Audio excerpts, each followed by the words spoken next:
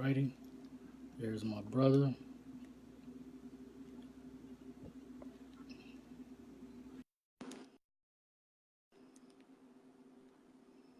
Alaikum.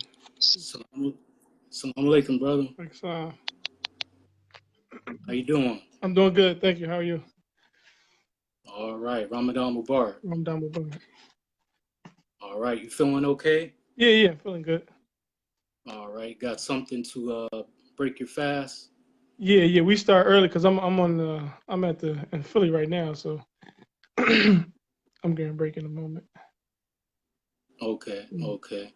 All righty. Well, tonight's Hour Power podcast is entitled "The Holy Month of Ramadan," and our good brother Mohammed is going to explain the purpose, the meaning, and the benefits of this sacred and holy month for Muslims all around the world. Um, I hope those who tune in have an open mind, and I hope that it's educational for those who are listening, for those who are tuning in Facebook Live. If you can hit the share button and hit watch party, what that does is bring more viewers in to this timely message by our brother. So again, hit the share button and hit watch party, and that brings more viewers in. I'll open up as I normally do, and then I'm gonna turn it over to you, brother. That all right? Yes, sir. Okay, all right. As always, in the name of God, the gracious, the merciful, we give him praise and thanks for his mercy and his goodness to the human family. If all the trees upon the earth were pens to write with, and if all the oceans were ink, and in another 7 oceans to add to its supply, the writing would still not be enough to explain the glory of God, for he's the exalted, all powerful, all wise. We confide in no other in our time of need, and we praise no other in our good fortune. He is one. And even if I lived to be 1,000, it would still not be enough to thank God for his many blessings and gifts. We greet everyone in words of peace. To our Christian family, praise the Lord. To our Muslim family, assalamu alaikum. To our Hebrew Israelite family, shalom. To our Black conscious family, hotep. And to our people in the streets, what's good to you? It all means peace. So once again, this is Brother Sharif with the Hour of Power. Go to Hour of Power, Sharif Hamid on YouTube, subscribe and share so we can continue to lift the mind, body, and soul of our people. And Ramadan Mubarak, which means a blessed Ramadan to all the Muslims around the world and those who support us and what we do to bring people closer to the Most High. So without no further ado, I'd like to introduce my guest, Brother Muhajiddin Muhammad out of Philadelphia, PA. Can you introduce yourself, brother? Yes, sir. Peace be unto you and your radio or video listening audience. My name is Mujahideen Muhammad. Um, Honored to be here, and it was an honor to meet you under unfortunate circumstances. But when we met, you were very attentive and helpful to the process of what we were doing at that time. So I'm honored to Mm-hmm. answer the call to share about Ramadan and have a discussion about Ramadan. Yes, yes, yeah. That I mean, it is what it is. You're talking about, Brother Ahmed Saifullah. You helped prepare his body with the Islamic tradition. I've been to janaza prayers before, but I never was actually that close with actually preparing the body. It was very educational, very humbling, because one way or another, one day we all going to have to go down that road. So you was very knowledgeable about the the process of the Islamic process of preparing the body, and something I'll never forget. And if I have to do that again, I'll be much more educated on how to go about it. And then one day I'll be where Brother Ahmed was. Hopefully not anytime soon, but it is what it is. Yeah. So how did you become Muslim, brother? Fortunately, I was born Muslim. My father Oh, became a member of the Nation of Islam in mm-hmm. 1973, actually, his summer home from his first year of college. his uncle, my uncle Mm-hmm. Hanif, was already in the Nation of Islam at that time, and he invited my father to come out to the temple. And when he came out, he heard the message, and he never went back to school. He accepted Al-Islam. Mm-hmm. He had his own businesses. He raised all of my siblings up Muslim. My wife, my mother, and three other siblings up to be Muslim. And so we was born and raised in Newark, New Jersey. Um, Mm-hmm. growing up, a brief history before I go too far back. Let me break this fast and talk about this fast break real quick because I'm a little ahead of you Yeah. all, Def- and then I'll jump into def- this conversation about the history of Al Islam in America and also fasting. So one of the things we do yeah. when we break our fast, we always everything that the Muslim does, he does his actions are based on his intentions, and so when we break our fast, even when we prepare for our fast, we make our intentions. So we say it in Mm-hmm. Arabic, or we could say it in English. We say amantu billahi wa birizkillahi aftartu, and that basically means I believe in Allah, and with these provisions I break my fast. And so we are obligated to break Yeah. our fast with something natural, something that hasn't been made by Mm-hmm. man or touched by man. So we try to get water Mm-hmm. and some fruit or something with a seed in it. So I have my water Right. here and I have my orange. So I'm gonna just take a sip just to break my fast. Inshallah.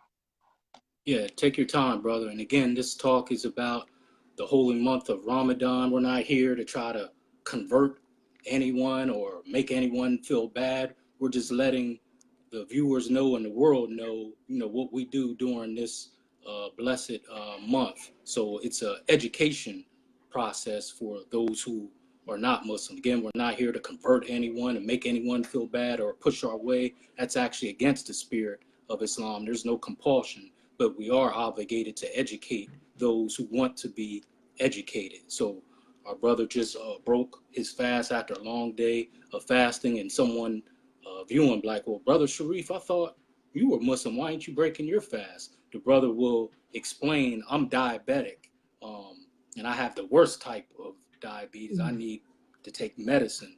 So I actually physically can't do the fast of abstaining from water and food. And I'm sure our brother would, proof from the Quran, will explain that. So, Yes, sir. Um, so mm-hmm. You we, good, brother? yeah, I'm good. I'm good. Okay. um, Mm-hmm. as I was saying, growing up, we were allowed to practice fasting young. So like my children now, they're 11 and under. They're starting now to do half a day, just to get themselves prepared to do that. Mm-hmm. But let's go back a little bit and let's go to the actual meaning of the term Ramadan. Ramadan comes from a term which actually means extreme heat. Extreme heat. Mm-hmm. And one of the things that they used to do in the time of the prophets upon him, and even today, I guess, in some desert areas, when it gets real hot, they would wrap the feet of the animal so that their feet can remain cool as they walk through the hot desert. So that term or that Mm-hmm. description or that picture that comes to our mind is what Ramadan is. Ramadan is something to uh, refrain from extreme desires, to keep our desires, our passions in check. And one way of doing that is to refrain from food during the daylight hours, eating and drinking, as well as refraining from sexual intercourse with our wives, also refraining from excessive play and vain talk, just random talking and, as they say, jive talk, as they used to say, or just joking around. So we try to stay focused, and the main purpose of that is to focus on the most important thing of our life, which is our relationship with our Creator and the family ties among us, as well as getting reacquainted or reaffirming our intelligence, our hearts, and our actions with the Word of God.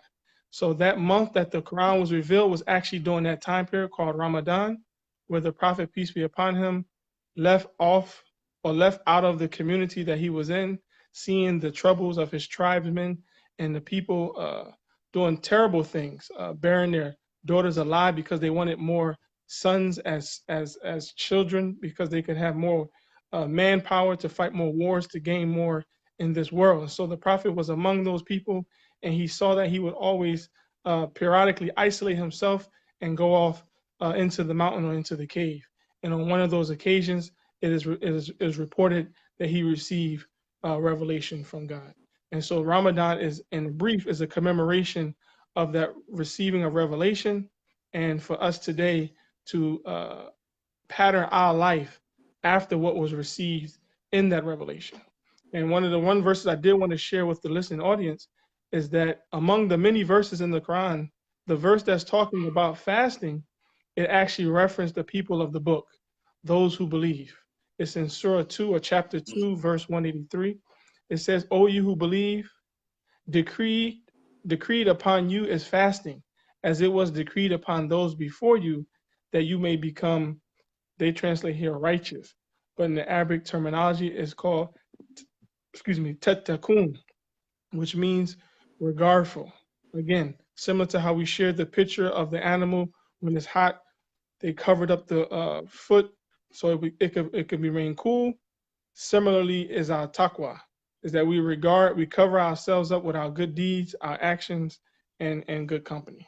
So, in brief, that's a intro to Ramadan, so to speak. Yes, very, very educational, brother. And again, for those who are tuning in, we thank you for tuning into the Hour of Power. If you can hit the share button and hit watch party so we can continue to bring more people into this timely, much needed message. If you would just stop right now, I think you filled us up for the rest of the month, brothers. You're doing an excellent job.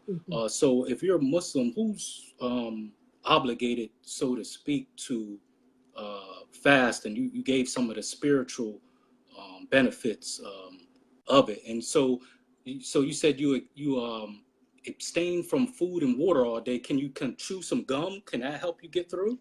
No, sir. No gum. I know in some No, sir. people fast, they even suck the cloth to try to get the the moisture.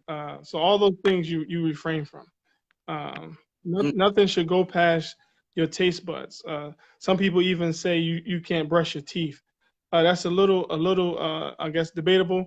The main thing is that it doesn't go down your tonsils or Through. your throat. Yeah. Mm-hmm. Mm-hmm. But even Right. water, you shouldn't even gargle out water either, unless you're making wudu, which is the ablution to prayer. Mm-hmm. Right.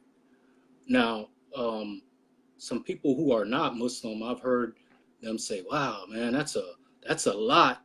Now, listen to this key word. That's a lot for y'all to do, and oh man, I don't know if I can do that. Now, is this something that Muslims invented, fasting, or is this a practice before Islam? And I know for you to properly answer that, or for someone to know it in the right context, they would have to have a proper timeline of history. And I'm gonna just let the listening audience know Islam is the baby religion out of the three major faiths, meaning Judaism, Christianity, and Islam. So I gave you some of the answer, but you're the expert here. I'm gonna let you answer that. Is this something that we invented, or is religions before us have practiced this? No, so yeah, previous religions. I know one of the Christians' fasts is the fast of Lent, 40-day fast, and there's other fasts that the Jews do. Um, the term itself, right? Fast. Let's look at it even in our culture today, right? We say breakfast, break fast, right? And it's talking about something that you take on after you have sleep, after you have slept, or after you're in a state of darkness, you get some food and you become awakened, right?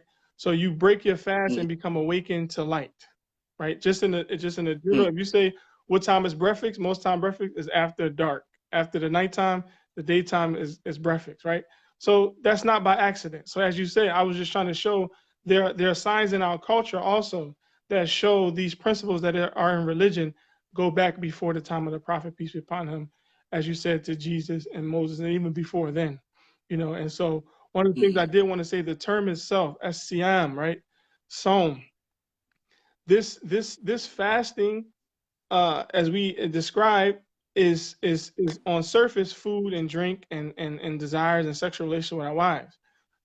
But the term, the way that the term is introduced to us is shown in the example of the prophet. That's another thing. One thing to look at a verse, take an ayat and break down etymology of the word. But we also have to keep in mind the context that the prophet received the guidance, right? And so he's our first example of how we should view this term, or how we should view this practice of fasting. And one of the things he said, as he gave the incentive to the believers, is that fasting, in another context, fasting for a certain amount of days can prevent you from doing harm, or prevent others from doing harm to others. One way to be alleviated from the harm that you've done to others, excuse me, for asking for forgiveness, is to fast, right? So it's not just a food and a drink type of thing. It's also about our conduct. That's the point I want to bring up. So if you think about our conduct and our actions and our thinking, the food is easy. The food is lightweight, because we sleep 8 hours a day, and we without food while we're asleep. But this fast is a conscious fast. We're consciously disregarding food, disregarding the desires, because we're consciously thinking on something more important, more bigger, the light, the knowledge. Right. And our sister, Gabriella, I think Paez, she said this is her first time fasting, and it was hard, but she got through it. Well, may God give you all the blessings for your efforts, sis. And whenever we do something, for the sake of God, He's going to multiply it by 10, if not more. So keep pushing through and keep holding on to the rope of Allah, rope of God, as we say. And for the listening audience, because most of my audience is Christian, when we say Allah, we're not talking about some outer space, another God. I hear that a lot. That's just how you say God in Arabic. It's only one God who we all turn to, no matter what you call him. That's just how you say it in Arabic. It's not no different God. So when we say Allah, I try to say God because I know who I'm addressing. But when we say Allah, we're just saying God in Arabic. Brother Jason Natali said, trying to work myself up to fasting on the Sabbath and the whole weekend. Fasting is something. Then he said more. Thank you for tuning in, brother. So I was just informing the people that, but keep going on with the knowledge, brother. Yeah, and so as the brother, he talked about the Sabbath, right? And the Sabbath, they were told to leave off business and trade and to worship God, right? They wasn't supposed to conduct business on the Sabbath, according to the scriptures, right? So that was a fast as well. They were refraining from engaging in this world, the hustle and bustle, the gaining wealth and capital in this world, and focusing on the creator of this world, or as you say, God or Allah, right? And so that's another reference to fasting. So if we keep all these contexts of fasting in our psychology and in our spirit, the food, as we'll see, that there's a higher food, there's a higher consumption. In fact, in the term in Arabic, in the Quranic Arabic, to eat is called akala. Say akala. Akala. To think is akala. Say Arkala. It's the same, but it's more energy. Akala versus akala. Arka. Right. The first one is a soft A or aleph. The second one is a hard A with effort, ayin. Right. So when we always say food for thought, right? So us thinking is a higher form of consumption of eating. So as we stated earlier, the fast, of course, food and drink. But as you said yourself, you might be unable to fast, and we have provisions for those who are not able to fast, right? Because of traveling. Can you hold that? Yes, sir. Sorry to interrupt you, good brother. A good sister of mine wanted you to touch on that. My sister Adia, she said, how about, and you already went right into it. That's how I know God is in this conversation. She said, how about people who are diabetic, low blood sugar? How can they fast? And when we opened up, I explained to people, because you were breaking your fast. I know people like, well, how come Brother Sharif ain't breaking his fast? Right. So can you explain what the Quran says, or what are the obligations of someone who is like diabetic or sickly? Do they have to fast, and what can they do if they don't fast? So again, we mentioned the first verse, and the first verse was connecting us receiving revelations to be of those who fast, as the previous prophets and generations received revelations to fast. The second verse after that, chapter 2, verse 184 says, fasting for a limited number of days. So whoever among you is ill or on a journey during them, then an equal number of days are to be made up, right? So if you're on a journey or if you're ill, so if you're ill is consistent, if it's a terminal or like you said, it's a deep stage of the illness, and that's the illness that you have, you're not going to be able to make those days up. So there are ways that you can alleviate that is by giving food, feeding so many people food, also helping those who are breaking the fast, feeding them. You get rewards for that. So but you always want to check with your physician, your doctor. I'm not one of those yet. So those who have low blood pressure, if you're not taking, like you said, a deep insulin or whatever, a high dose of medicine, and they say you might be capable, they might allow you to continue to fast. But again, is the main thing is God, the Creator, does not want to put you in hardship, something that you can't bear. So never feel as though, and it's in our soul, we want to do something that God says, and we hate missing out on that. So it's our innocence that wants to try to do it irregardless. But we have to know that there have been provisions made, and there are always ways to compensate for not actually doing the symbolic. And again, this is symbolic of a bigger act, right? Because you could leave drink, you could leave off food, you could leave off intercourse with your wife, you could leave off cursing, you could do all these things, but you still have a devilish mind. You still tricking people, you still robbing people in society, right? So there's a bigger issue at hand. Like the brother said earlier, you have to definitely do it by stages. So it is with the understanding. The understanding come by stages. I'm glad you put it in that context, brother, because I've been Muslim for a long time. And when I converted to Islam over 25 years ago, I was already diabetic. I actually almost died from it 1 or 2 years before I converted to Islam. I almost died from being a diabetic. My blood sugar was near 700. And your blood sugar is supposed to be between 85 and 125. Mine was in the 600s. I was near death. So about a year or two later, I converted to Islam. And like you said, I was so excited about it and wanted to do what God told me to do. But I saw it, but I saw what I wanted to see. And I tried to fast. And my guardian mother, who helped bring me in Islam, she said, you're not being obedient. I said, what do you mean? It's Ramadan and I'm trying. She said, no, there's no way you can fast. God has given us provisions for those who can't fast. You're actually being disobedient. You need to stop that. I have something to help you replace that. And it was a sister who had went through, I don't want to blow my blessing, but she went through a hardship. It's already done now.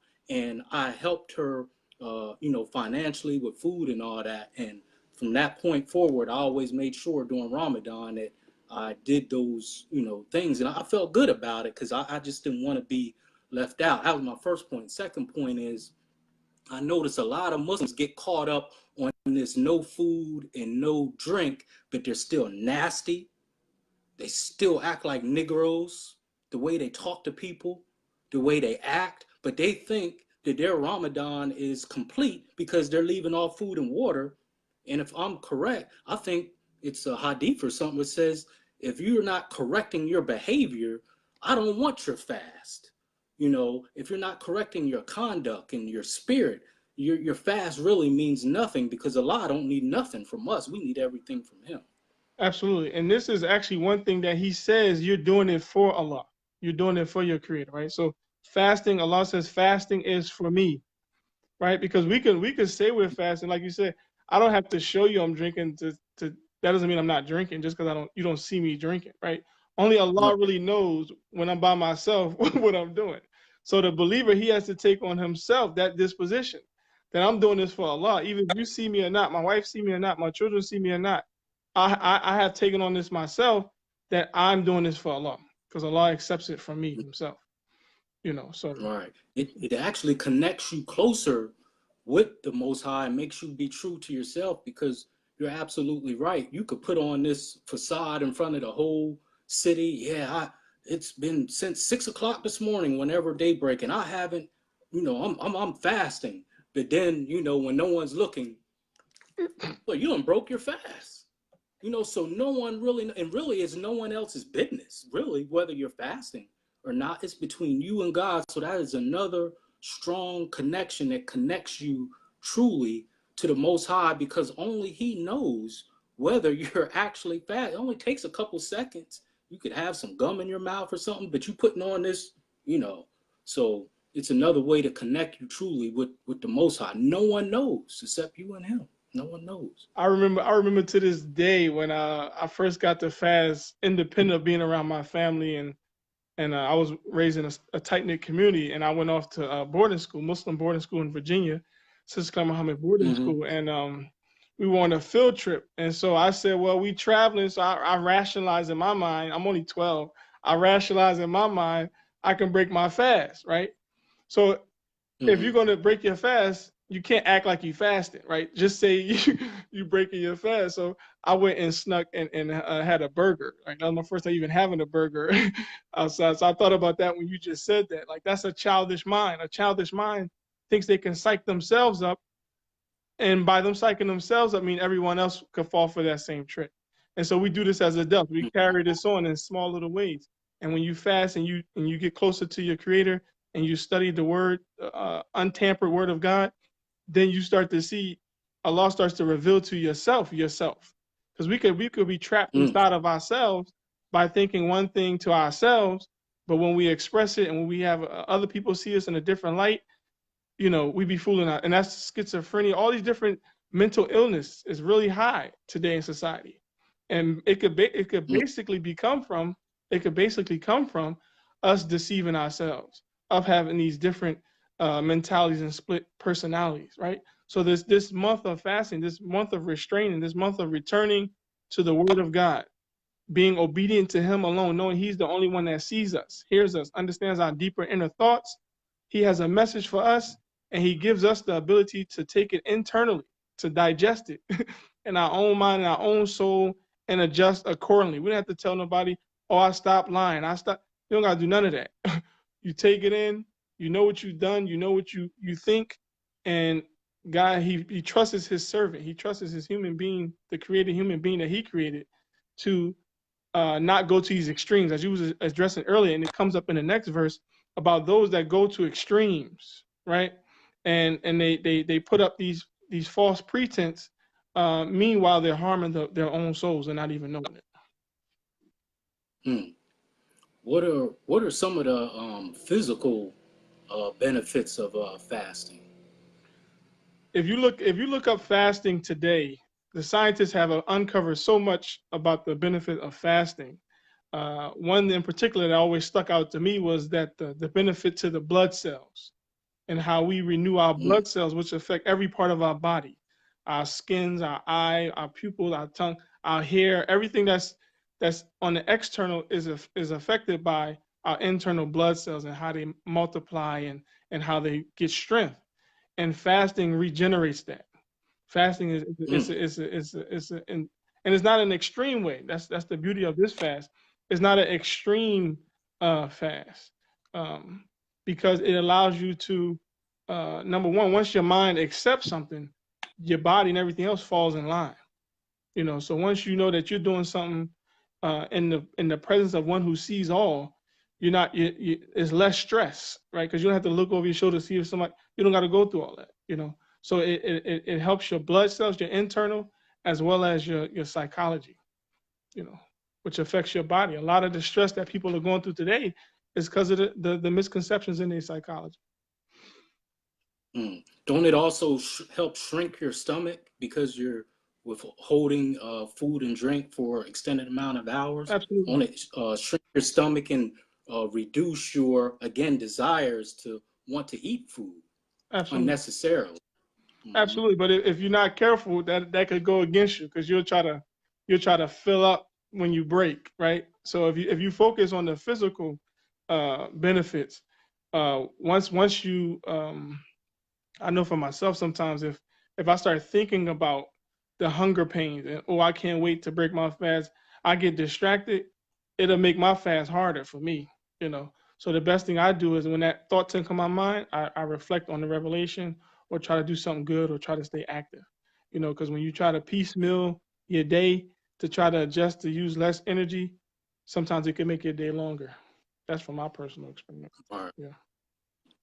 One of the listeners, brother Jason Natale, said, "Is the fast only for daylight hours, and can you eat sundown?" Absolutely, yes, sir. So when the dawn, when the white thread of the dawn is present, when you start seeing your shadow, that's the time to stop. So you don't wait till the sun come up. When you see the sun, it's actually too late, right? So you should be able to, once you see the first sign of light, the dawn time, when it's a time for our first prayer of the day, is when we stop. When we stop eating, all the way up into the last bit of the sun is over the horizon. So once the sun is out of the view and it's past the horizon on sunset, then we could break our fast. So sometimes you could still see the glow, but long as the sun itself is over the horizon as setting, you're able to break your fast. And as we said earlier, we want to break our fast with something that man had no hands in, right? That is strictly from creation, from the creator.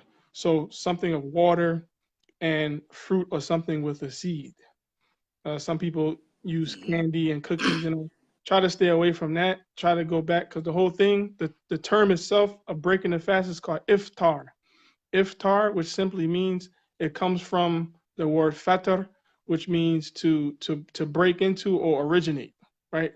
So when you break into the ground, you're getting the original substance that come out of the ground, right? And so the iftar is returning back to the original. And so we don't want to return back to original eating cookies and soda and stuff like that. So when we break our fast, if you have it, now sometimes we know we could be out on the road or we could be some places where it might be hard to get fresh clean water and fruit, but try to pack that with you if you know. Yeah. Mm-hmm. And on a spiritual level, again, back to building ourselves and building our character. What's the significance of no fighting, no arguing, no cussing, no bickering? We should be doing that all the time, right? Why is it emphasized during Ramadan? Right, because the whole thing is you're trying to. It's like a baby. When the baby come out, the baby has a spirit that you don't want to disturb it. You don't want to be yelling and screaming. It disturbs the baby. And so similarly, our souls are being um, restarted. I would say our souls are being because we're focusing on how our behavior affects our how our thinking how our thinking affects our behavior, right? And that comes from the knowledge you take in. So if you're taking in negative information, if you're in a state of purified, right? If you're in a state of fighting, if you're in a state of now there are times, as the Quran says, that if war is waged against you, you have to fight, right? But that's different than what you were discussing. You were discussing, just being a uneven, negative person, you know. Mm-hmm. Yeah. So that's a big difference than, you in a state of war, and that's a Right. whole nother topic. I think about those countries overseas that they would fight each other and they all claim to be Muslim, but then they would have a ceasefire. So that goes to show you that the fight obviously is not that deep, because if it was that deep, you wouldn't have to stop the fast to stop the fight. When you are allowed to fight Mm-hmm. during Ramadan, if you're being attacked to fight, you know. Right. Mm-hmm. I think that's them just following tradition. Islam isn't a tradition; it's a way of life. If those who are listening who are not Muslim, and we really appreciate you listening to this podcast with this wonderful brother. If you don't get anything else out of this, please understand that Islam isn't just a tradition; it's a way of life. So everything that this brother has laid down and explained to us, think of it like a document um, from a computer or at work where it says copy and paste. So the same way from that first document, when it says copy, if your boss says, hey, that document that I had you do, I need you to copy and paste that.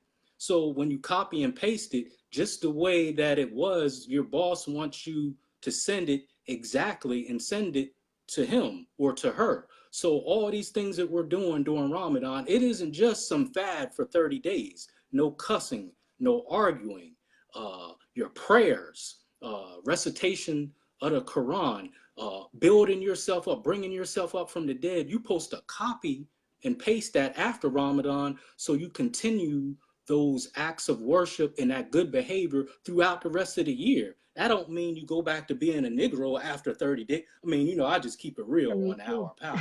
You don't go back to being dead after 30 days. Go back to selling pork and liquor. Well, a lot of Muslims don't stop. We just keeping it real. You're supposed to leave that stuff off and keep it real. And well, I mean, we're not perfect, but it's supposed to be copy and pasted, and not just a 30-day fad just to say I fasted. Did I say it about right? I know that's kind of raw. No, that's raw and natural in the sense that my last verse that I wanted to share, and we can continue the dialogue, but the last verse I wanted to share, it was 3 phases that I wanted to share with our audience that I try to share with people, especially Muslim and mixed audience. The first one, we talked about the fast being something that was prescribed before the Muslims received revelation. So we are continuing in the tradition of the previous prophets and messengers who were receiving revelations to leave off the lesser for the greater. We could put it like that, to leave off the external for the internal, right?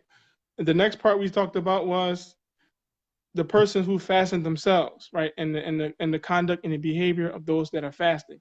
Then this third phase, or this third ayat that I wanted to share, is all in a row. Chapter 2, verse 183, 184, and this is 185. This one clearly I'm looking right at it. Yes, sir. And I'm gonna read this one straight out. Now, of course, you have different translations. So this one here is Sahih International. I left my other one downstairs, but so this one says, the month of Ramadan is that in which was revealed the Quran, a guidance for the people and clear proofs of guidance and criterion. So whoever sights the new moon of the month, let him fast it, and whoever is ill or on a journey, then an equal number of other days should be made up.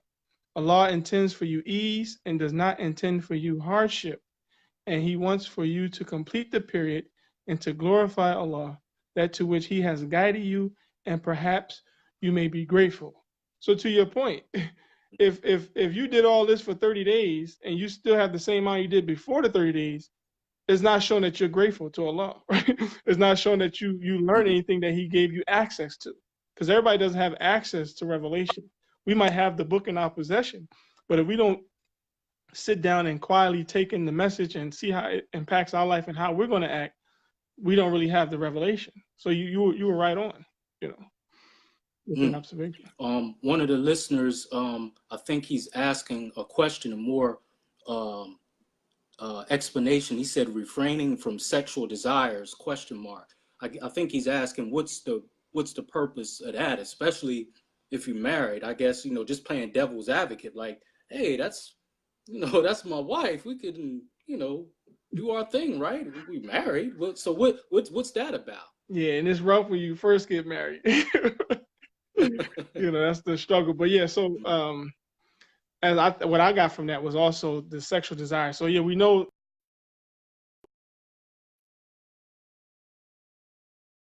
flirtation, to be aroused, sexually aroused.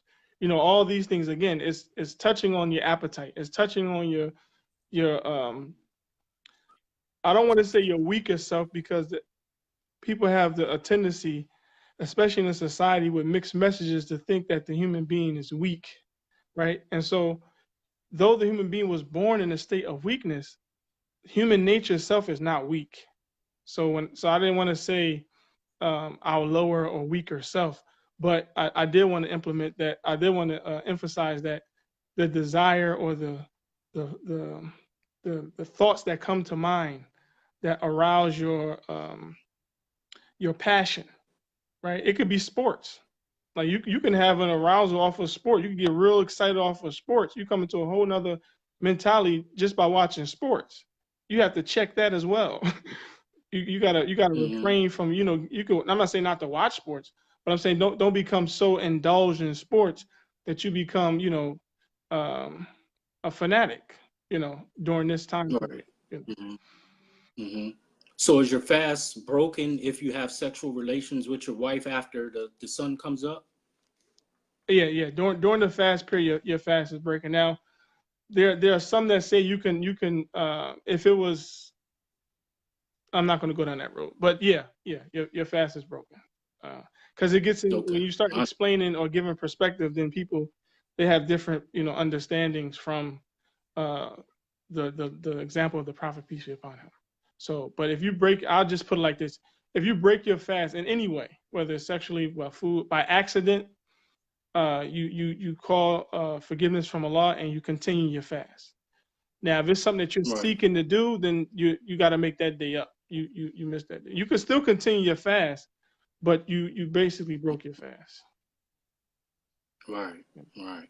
If anyone out there has any questions for our brother, because I'm sure he's ready to, catch a little grub there. Now Been I'm good, believe fasting it or all not. day. The funny thing is I don't eat that much anyway, so yeah, I pretty much snack. And I believe it's kind of not provisions, but advice out there that you shouldn't overeat after breaking the fast, because that can kind of, I don't know the exact, not throw your rhythm off, but it's not recommended to just be like a glutton and just start, just chugging, a bunch of food down, because in a couple hours, especially this time of the year where the sun is coming up earlier, I mean, you're going to be right back at it again. What's the science behind that? Did I quote that about right? Well, yeah, that's why some people they do the lesser break or the first break with the water and the fruit, then they offer their prayer, and then they have a meal. And again, like you said, you don't want to eat in excess. You don't want to gouge and have a full belly to eat because you like you just said, all day your stomach was restricted. So you don't want to after Mm-hmm. you had a long day of not eating, super indulgent food. So um, yeah, Mm-hmm. a light meal, and you can always take a break and come back because you have the night will be short most of the time because the fast Mm-hmm. is breaking late off in the day. The night is pretty short. So, and you have to Right. realize when you made a good observation earlier about when people observe other people not fasting. So it's like how we're on the web. There are people from around the world, right? So some people it might be still daytime, though over here is nighttime. In some places, I Mm-hmm. heard that when they have, they call it the midnight sun. When they have a day for a long, like 11, I've heard as much as 17, 18, 19 hours of daylight, uh, Mm-hmm. and they only have 4 hours to eat, rest, and or sometimes they rest before they get up, they eat and break their fast. So it varies depending on where you are in the globe. But the basic Right. principle is the same. Mm-hmm. But Muslims all around the world, no matter where they are, they're fasting right now. About. Right. And that's another point that I wanted to make mention earlier that my father, when he came into the Nation of Islam in America, they weren't following the tradition of fasting as it was prescribed. They had similar, I guess, I don't know, I don't want to categorize it, but their fast was mainly in December, right? And there's so many different reasons why people said it was in December. Some people say it was the shortest days. Some people say it was to refrain them from participating in Christmas and all these other different things. Nonetheless, Mm-hmm.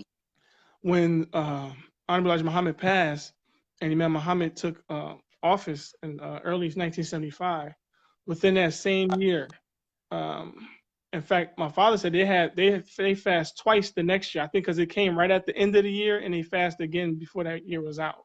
So they fast twice within the same year because the month comes the ninth month of the lunar calendar. Once you see the new moon until those 29 or 30 days. So that's good to Mm-hmm. know It because comes 11 days earlier according to this calendar, right? every year goes back 11 days. 11 Yeah, days. Mm-hmm. yeah. Right. And it's Mm-hmm. good to know that the brothers in the Nation of Islam found Honorable Minister Louis Farrakhan, they're actually fasting as we're fasting. I was listening earlier. They had their prayer Ramadan line this morning, and Minister Farrakhan was Mm-hmm. sharing with the believers about the importance of Ramadan and reaching out to people who you normally wouldn't reach out, whether they're Muslim or otherwise.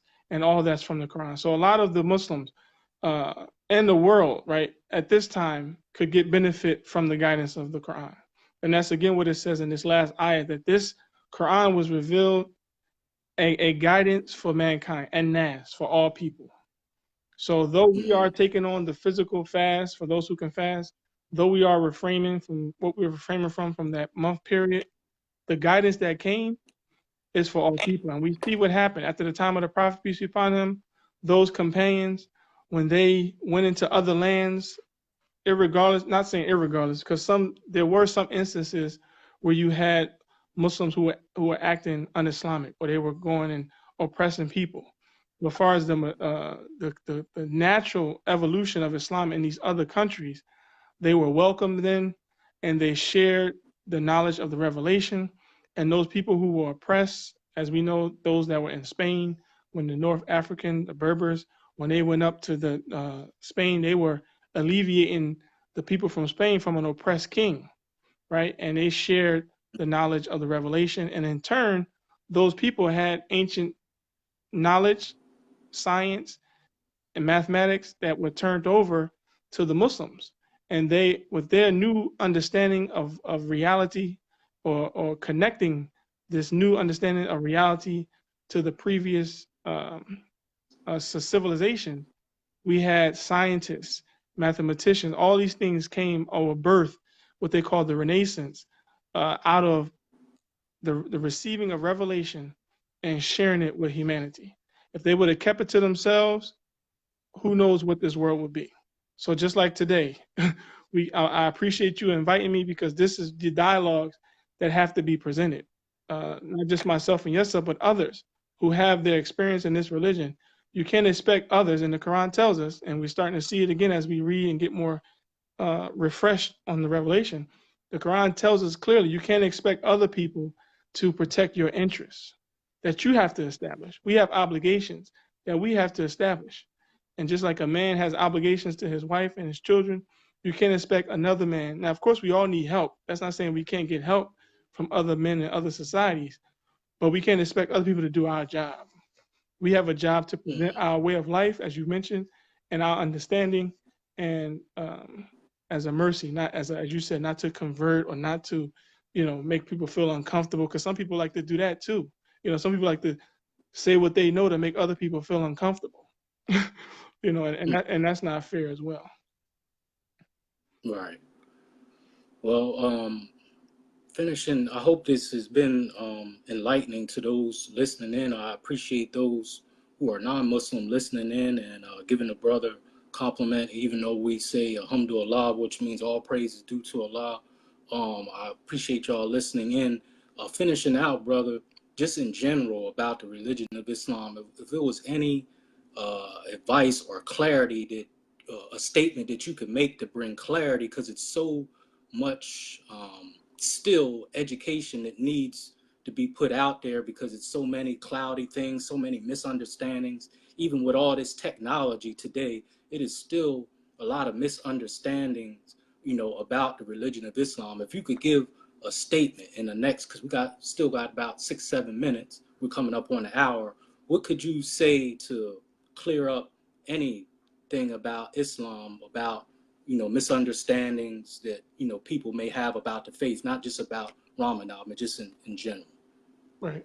Well, you gave a great start when you said that the term itself, Allah, it means, it could be translated as God, the Creator, the one who's responsible for the bringing about of the heavens and the earth, right? And we know that there are Christian Arabs, though they're Christian, when they say God, they say Allah, because they don't know English. They say Arabic, they say Allah. So, but not saying more important than that misconception, because a lot of people could get hung up on terminology, right? Or the identity or the expression of who is God, what is God, and all that. So the one thing that I would say is that we are one human family, right?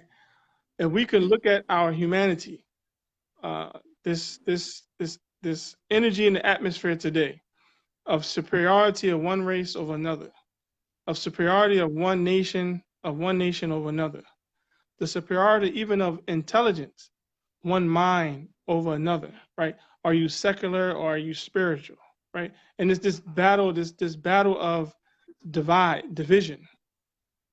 We are one human family coming from one human essence, right? So that's what brings me through a lot of these discussions, and I'm growing in that in my own understanding by having these experiences with different people and different segments of society. What keeps me balanced and keeps me strong is that if I'm dealing with another human being, that's how I see you first. I don't see you as a male or female. I don't see you as black or white, rich or poor, immigrant or non-immigrant. If we return to that original human excellence, um, one of the terms that my teacher and mentor Imam Mohammed, who passed away, who received the duty to take the Nation of Islam into world community of Islam in the West, one of the last things that he shared with us was called shared freedom space. Shared freedom space. So now that we're living in, and this is I got a whole philosophy with that, and that's another. I'm actually working on some projects, a community textbooks, actually a community textbook, because but that's for another time. So this mentality, or this vision of a shared freedom space, no matter where I've been, no matter what circles I'm at, if I could relate in that environment, that concept, it brings everything into unison, right? And another phrase we use, there's room for all as long as all respect the room. So we're living in a global, now of course we don't see this in every aspect of our life. Of course the news, the government is not going to, is not, it doesn't seem prevalent, right? It almost seems like a fairy tale what I'm saying sometimes, right? And even like the prophets upon them and the righteous servants, Jesus and Moses, Abraham, when they had these universal truths, these universal principles that united all humanity, the people that was in the environment that didn't see that, they would call them fools, soothsayers, all type of names, right? And so we don't shy away from that. But the point is, if we can respect, and if it's not benefit to us, it's definitely gonna be a benefit to our children. Because the other extreme, this is more of a balance. To go to any extreme, whether extreme puritanical or extreme, uh, as they say, melting pot, right? Where you mix all the identities. That wouldn't show the beauty of the creator. Just like we have fruit, same fruit but different colors. Just like we have same animal or different animals, different taste, right? So all these different diversities. That's what I want to get to. That these diversities that we see in creation and in humanity should be looked upon as legs or as a vehicle to show our unity. That's what I want to. That's what I would like to share. That all these differences that we have now, of course, a family of the African American or Black family or the melanin family, we have certain experiences that we went through, that we've been through. So certain things that we've been through are uniquely to us, and we can't expect everyone else to understand what we've been through. But if we look at an effect of a human being, then they should understand what we've been through. First of all, they inflicted it upon us, right? In a lot of cases, well, they were witnesses to our affliction. But we have to know that God was always present, is present, will always be present. And this Ramadan is a blessed time for the world, for humanity, to get in clear communication with our Creator through His words and through the human family being connected. So hopefully that wasn't awful a lot, but it's a lot that build up. One last question for you, brother. This is kind of a personal question for myself, and then we'll wrap it up. With me doing the community work that I've been doing, for many years, I come across many different ideologies and philosophies, and so to speak, I have a lot of connections and respect from people what they call the conscious community or the comedic community, who people say, well, I'm more spiritual. I don't follow Christianity, Islam. I don't follow none of that. But the problem that they always say they have with Muslims is they say, well, y'all are no better than Christians. We were enslaved through Christianity, but even before Christianity, the Arabs, through Islam, so to speak, enslaved us through the sub-Saharan slave trade, which came before the transatlantic slave trade. And even today in Africa, you got Muslims enslaving black people. Why would I come to a faith? What's the difference? So what's your take on that? Which a lot of that is just historical, factual knowledge. So what would you say to that when they say, well, Islam is no different than Christianity, just like they enslaved us and forced us through the transatlantic slave trade? Well, the Arabs did about the same. They don't like us. They sell pork and liquor in our community. Well, I'm gonna just be a spiritualist. So the first thing I was going to say was something that was from my own mind, but then since we're in Ramadan, I said let's look at what comes to my mind from the Quran. And one of the brief things that come to my mind from the Quran is says that those that came before you or us, they are going to be responsible for what they have done, and you're going to be responsible for what you have done, right? So that's the first dynamic. The dynamic is whatever someone else did to someone else for whatever reason they did it for, on whoever's behalf they did it for, they're going to be held accountable to their Lord for their actions. Similarly, whatever I do to anyone or anything that I do to someone else or harm someone else or not help someone, I'm going to be accountable for my actions. So the first thing I want to do is I want to take personal responsibility, regardless if you say something or if it's similar, it doesn't matter. For me, I want to take personal responsibility. Now, with that understanding, now I can say what I was originally thinking because it won't seem as harsh. So, water have been used or have been a vehicle to kill people. Water also has been an element to help people, to save people. So am I going to not use water that can help people and save people because I know that there has been water that has hurt people and killed people? No, I would, similar to fire, similar to any element in creation. If we're gonna use something in creation as an excuse for us not to do something with our creation, then it's our loss. And that's what, again, the Quran says. Don't think that Islam, that you're a favor to be Muslim. Just because I'm Muslim, don't think it's a favor for me that I'm a Muslim. Look at me. No, it's a favor from Allah that I'm a Muslim. Not because I can use it to browbeat people and dominate people. Those that do that are in direct conflict. That's why we say. That's why we share that the Quran is for all people. Because if you read the book, you could tell me about my book, right? Similarly, like other people could tell about other people's book. So we all have some shame in the game, so to speak. But we have to understand that it's irregardless if it's from me or not. That's the beauty of the Quran. And any scripture that comes. Now we know previous scriptures have been tampered or altered. They say that themselves about their scripture. So the revelation came to people who were not people of scripture. They didn't have Bibles and Torahs and Talmuds and Zabur and Psalms. They didn't have the scriptures sitting around. What they were doing was reciting poetry. What they were doing was people of nature. You know, one of the attributes of the prophet and the people like him were called the Hunafat. Those people that were just upright, trying to be the best human they could be. They wasn't familiar with traditional revelation, right? So when that was revealed to the prophet in the Quran, the people of the scripture bear witness to that. They said, "Oh, this is the one that we were awaiting. This was the one that we were promised. That there will come another comforter. That there will come the Spirit of truth, right?" So all this is the shaitan, as you mentioned. It's the devil, not you. Not when you say devil advocate, I know what you mean. But it is the deceiver, the one who acts as the one to decipher humanity, to split us all up, to make us at odds with each other.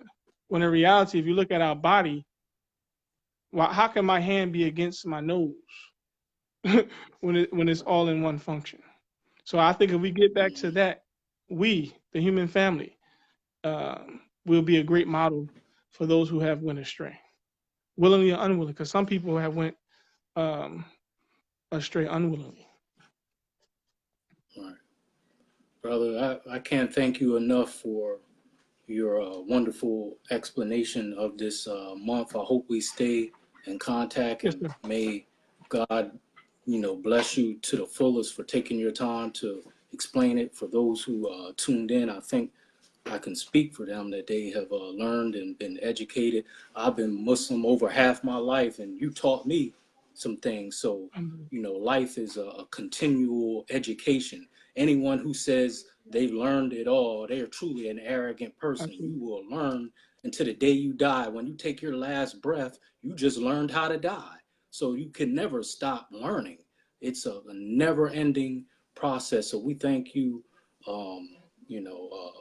much for your time, your knowledge, and I hope we continue to. I would like to do, God willing, maybe a podcast with you, maybe at least once a month, if God spares me, about just clearing up some of these misunderstandings about Muslims, the Quran. Just have a conversation to educate the people. God has blessed us with this technology. This isn't, what's his name, Mark Zuckerberg, who runs Facebook. This isn't, his name may be on it, but he wouldn't have had the knowledge to do it unless God gave him the knowledge to connect people from across the world. Yeah, he gets credit for it, but God put that in him, or whoever helped him with this. And it talks about that in the Quran, how people didn't have the travel, and it talks about how the advancement of travel with the planes and the donkeys and all that stuff. So this all comes from God. So hopefully we can use this technology to bring about truth and understanding. And I'm going to inbox you my personal number, and I can't thank you enough. And may God bless you to the moon and back, and however much he wants to bless you for your knowledge and sharing your knowledge and opening up our mind to this blessed month of Ramadan. So I'll be doing that and I'm gonna try to upload this on YouTube so the whole world can see this message and this explanation of Ramadan. One last I thing. leave everyone. Yeah, one last thing. It's actually my name. It's my life. So when you say thank me for doing what I'm doing, that's actually my life. My name means, they misinterpret it as being a warrior or now today terrorist and all that stuff, right? But the name itself means one who struggled for a true way of life, right? The one who defends the truth. So when I'm able to do this, I'm living right now. So thank you for allowing me to live. That's a whole nother conversation, because a lot of people don't know that a Muslim name should come out to a short phrase that you're supposed to live up to. Like, my name is Sharif Idris Hamid, which means an honorable teacher who praises God. I try to be honorable, even though I fall short. I try to teach. I'm just teaching through the vessel, through you now. And, I try to praise God on a daily basis with my prayers and just glorifying the Most High. And one of our brothers said a black man invented the internet anyway. So, hey, believe it or not, we all human. That's what truth is truth. Yes, sir. Yep. I leave everyone in peace as I came. Assalamu alaikum. Ramadan Mubarak, which means a blessed Ramadan. Thank you, brother. Yes, sir. Thank you.